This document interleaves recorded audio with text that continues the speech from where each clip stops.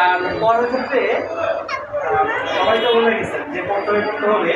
আমি এর মধ্যে একটা কথা বলবো, সেটা হলো পড়ার আগে আমরা 2-3টা সময় মোবাইল ধরবো না। একটা হলো গিয়ে সকালবেলা আমরা যখন ফজর নামাজ পড়বো, পড়ার পরে পড়তে বসবো, পড়তে বসার আগে স্মার্টফোন ধরবো না, ইনশাল্লাহ।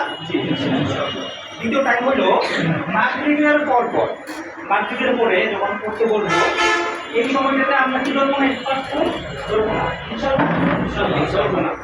কারণ কি যে ব্রেন কিন্তু সবসময় সব কিছু নেয় না, একটা লিমিটেশন আছে ব্রেনের। এটা কিন্তু যন্ত্রণা যে আবার চলবে, ঠিক আছে, ব্রেনের একটা লিমিটেশন আছে নেওয়ার। এই জন্য কী করবো, যে ব্রেনকে যখন আপনি আগে দিয়ে দিবেন